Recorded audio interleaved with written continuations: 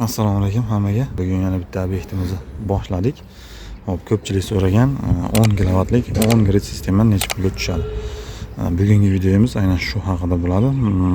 Montaji va to'liq ma'lumotlar bilan ko'rsatib o'tamiz. Mana panellarimiz Longi Haymo X10 panellar. Hozir orqasidan vatini ko'rsataman, necha vatligini. Hop, pastda 1 2 3 4 5 6 ta. 6 tadan 3 qator qilib berilgan. 18 dona. Jami panel 18 dona. Panellar orqa tomoniga o'tdik. Ujin montajini boshladik. Hop, hozir panelni ko'ramiz. Necha vatlik ekan. Longi Haymo X10 635 vat. 635 vatlik paneldan hozir bu yerga 18 dona qo'yilibdi. Ozgina zapasi bilan qo'yilgan. Bulutli kunlarda ko'proq energiya olish uchun. Mana bak kontak, mana faqat kontaklar orqa tomonda. Hozirgi kunda Haymo X10 panelini narxi har bir vati adashmasam 17 sentdan to'g'ri kelyapti. Hozir har bitta panelimiz hozir shunda 110 dollarga to'g'ri kelyapti. O'pshi hisoblaganda hozir taxminan 2000 ga yaqin panel o'ziga ketyapti. Mana shu o'zida. Endi bu yoqda profillar mana 3 qator qilib qo'yilgan evaziga mana orqa tomoni 3 metr undan oshiqroq ko'tarilgan. Shu yerda o'ziga 160 metr profil ketgan. Bu yoqda PV kabellarimiz. PV kabelimiz lider 6lik. Bundan hozir 60-70 metrcha kabel ketgan. Kabelning o'ziga. Hop, endi bu tomonda krepleniyasi bor. Bu yerda hozir 42 dona krepleniya ketgan. Bu tomonda yana hop, konnektor ketadi. Hozir biz buni 2 ga bo'lamiz. 9 tadan 2 ta gruppa qilamiz. Pastdagi qatordan 6 ta, tepadan 3 tani shu 6 taga qo'shamiz. Bu tomonni tepa o'rtadagidan 3 tani tepadagi qatorga qo'shamiz. Tepadagi 6 talik qatorga qo'shamiz. Shunda 9 tadan 2 ta gruppa bo'lib pastga olib tushib ketamiz. O'sha yerdan pastga olib tushamiz. Shunda bizga kerak bo'ladi 4 komplekt konnektor kerak bo'ladi. Panellar 18 dona, metal profili 160 metr, PV kabel 70 metr, krepleniyasi 42 dona, M4 konnektorimiz 4 komplekt ketgan. Hozir panellar kabelini pastga olib tushamiz, pastda invertorni montajini boshlaymiz. Mana panellar past tomondan ko'rinishi 18 ta Longi panel. Kabelni hozir pastga tushirganmiz. Hozir ko'rsataman kabelni. Iloji boricha invertorga yaqin, panelga yaqin joy. Hozir bu tomonda panellar bor, mana bu yoqdan PV kabellar tushgan. Hop, endi invertorni hozir biz bu tomonga bu yoqda konditsioner bor ekan, buni payiga qatirmaymiz. Bu yoqdan suv tushadi. Shuning uchun yoniga invertorni qatiramiz, bu tomoniga himoya shitimizni qatiramiz. Keyin bu yoqqa montaj qilamiz. Endi bu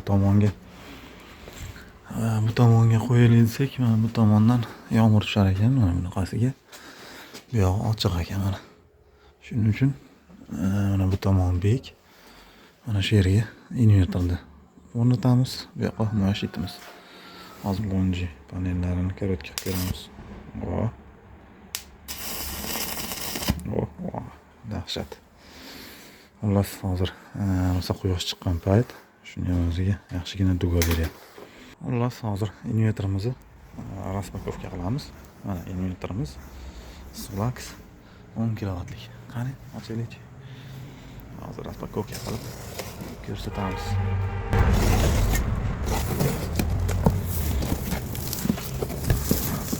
Komplekti birinchi o'rinda mana kronштейni.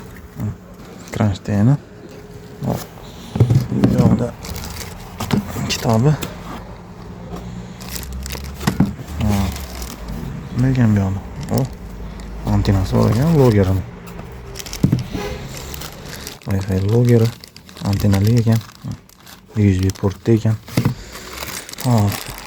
M4 konnektori. Bu yoqda toka transformator ekan. Toka transformator. Bu tomonda kulchlari. Конечно, bu yoqda mana o'zini dubli bor ekan. 4 dona. Bu tomondagisi shtekeri bor ekan. Xullas shular komplektida. Xo'p, endi mana invertorimiz hozir o'zini olamiz. Invertorimiz Solax. Hozir invertorda olamiz. Ko'tarinch. Bu tomonda ekan berkasi. Hop, mana invertorimiz berkasi.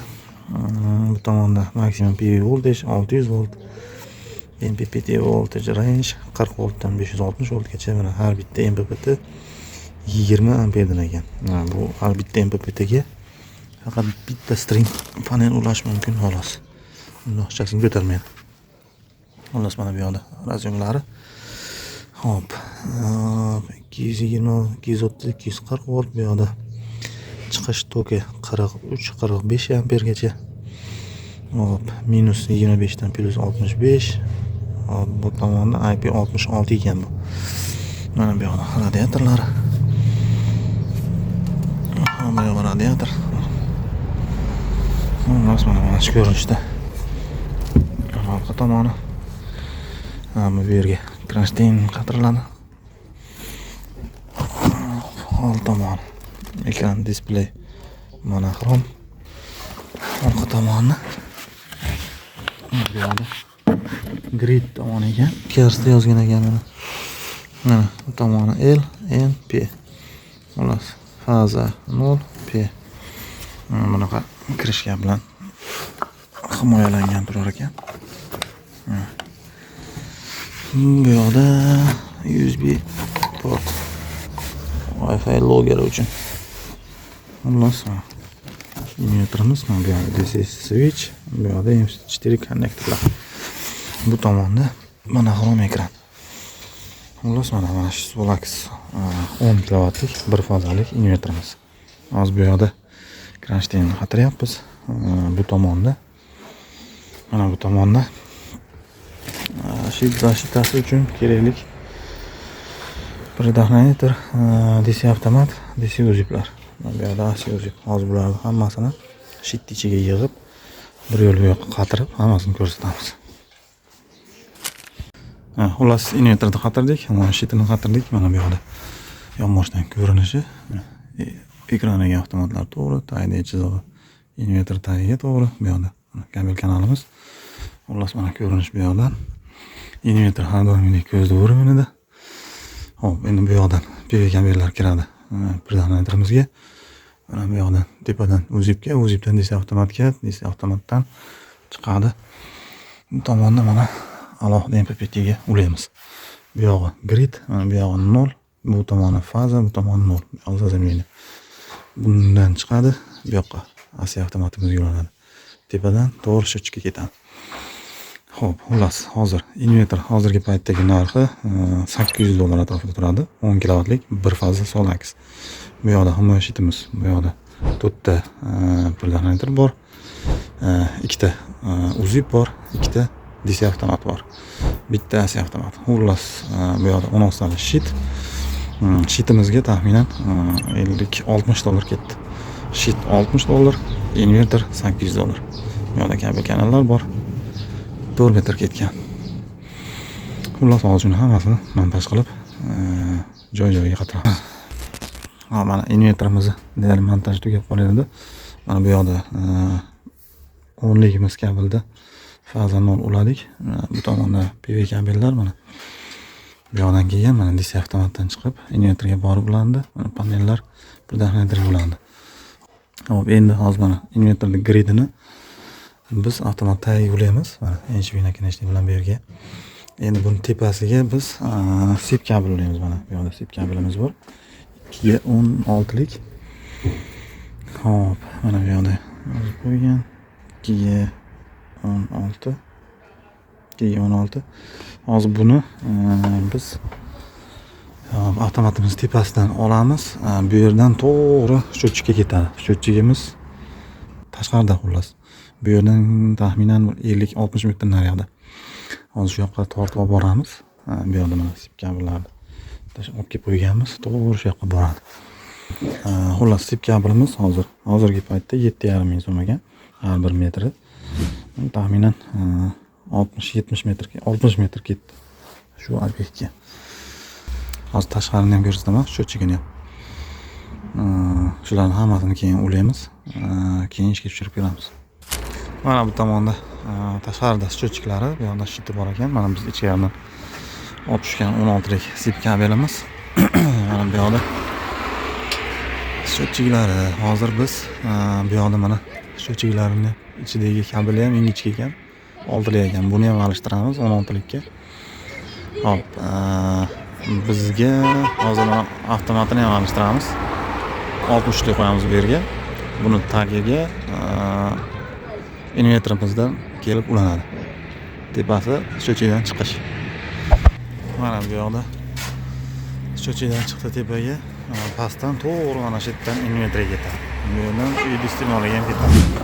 Bu tomonda montajimiz deyarli tayyor bo'ldi. Bu yoqda inverter, bu tomonda shit. Hop, panellar kelgan, kirish chiqish hammasi ulangan. Mana bu yoqda kabellar, inverter ko'rinish hamma zo'r. Hozircha kirishkasini yopmaymiz, to'liq ishga tushirib keyin yopamiz. Hozir bizga bitta bu yoqqa zazimini qoqamiz. Mana bu yoqda zazimini prutimiz bor. Shu prutni qoqib qo'ysak, bu tomon deyarli tayyor bo'ladi hammasi. Keyin bitta ishga tushirib ko'ramiz. Hozir bitta shu yerda bitta narsa bor. Ko'pchilik hozir buni bilmas ekan, svet o'chganda o'chib qoladi. 10 grid inverter. Chunki bunda akkumulyator yo'q, inverter 10 gridga moslangan inverter.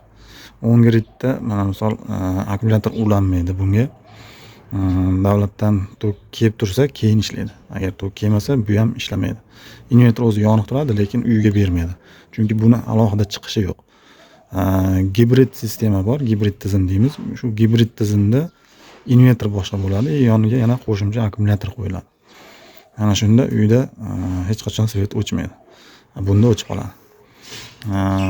Narxida ham katta farq bo'ladi. Aytaylik, mana hozir shu Solax 10 kilovatlik 10 grid inverterimiz $800 bo'lsa, misol uchun 10 kilovatlik gibrid inverter deganiki $2000-2200 turadi. Unga qo'shimcha yana akkumulyator qo'yiladi. Akkumulyator ham $1800, $1600, $1800 turadi. Aynan shuni evaziga narxi 2 barobar ko'payib ketib qoladi. Xullas shuning uchun 10 grid tizim davlat toki bilan birga ishlaydi. Uyda nimaiki bo'lsa hamma yoqda odatdagidek ishlataverasiz. Mana konditsioner nechta bo'lsa, aytaylik soatiga konditsioneringiz 5 kilovat tortsa, quyosh panel soatiga 7 kilovat bersa, shu 7 kilovatdan 5 kilovat konditsioneringizga ketadi, oshib qolgan 2 kilovati davlatga sotiladi. Ana shu 2 kilovatda sho'chingiz hisoblaydi, davlatga 2 kilovat sotyapti soatiga. Rasxodingiz 0 qilib ushlab turadi, tekis qilib. Siz davlatdan olmaysiz, 2 kilovat oshiqcha tokingizni sotasiz. Xullas 10 grid sistema xuddi shunaqa ishlaydi. Xo'p, endi hozir bu yoqqa zazminini qoqamizda, keyin inverterni bitta ishga tushirib ko'ramiz. Agar ulgursak, bugun tushirib ko'ramiz, bo'lmasa ertaga. Xo'p, montajimiz hammasi tayyor bo'ldi. Hozir bitta ishga tushirib ko'ramiz inverterni. Inverterni ishga tushirishdan oldin mana bu yoqda DC switch ochiq turadi, mana off tomonda turadi. Bu tomonda mana shit zashitamizdan AC avtomatimizni ko'taramiz birinchi, keyin ikkala DC avtomatimizni ko'taramiz. Keyin mana bu yoqda inverterni yondiramiz. Xo'p, hozir ozgina kutamiz.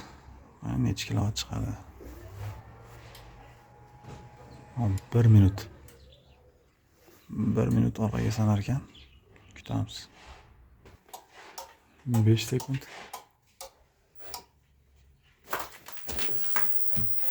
Hop, mana ishga tushdi. Kilovat ko'tarilyapti. Soat 15:57 bo'libdi. 15:57 da ko'ramiz.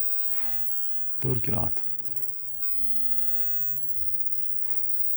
4 kilovatga chiqdi. Xullas mana shu holatda to'liq ishga tushdi. Hozir bu yoqda tagidan kabel kanalni krishkasini yopamiz, bu yoqda shitni krishkasini yopamiz. Xullas mana invertorimiz 10 kilovatli sistemamiz to'liq ishga tushirib topshirdik. Hop, bir qator ko'rsataman. Mana bu yoqda hamma shitlarimiz, hamma huzur. Mana bu yoqdan invertor ko'rinishi. Invertor ishlab turibdi. Soliq ilovasidan ariza jo'natganmiz. Xullas, bu tomonga mana polni invertor himoya shiti, bu yoqdan 70 metr to ichotchgacha bo'lgan kabel hammasi bo'lib общий $1100 ketdi mana shu yerga. Usta xizmatlari hammasi bo'lib. Tepada qancha ketganini oldin ko'rsatganman. Xullas, общий hisoblaganda 44-45 millionga tushdi. Shu 10 kilovatlik o'ngir sistema. Xullas shunaqa. Kimga yoqqan bo'lsa, foydali bo'lgan bo'lsa, like bosib obuna bo'lib kuzatishda davom etamiz.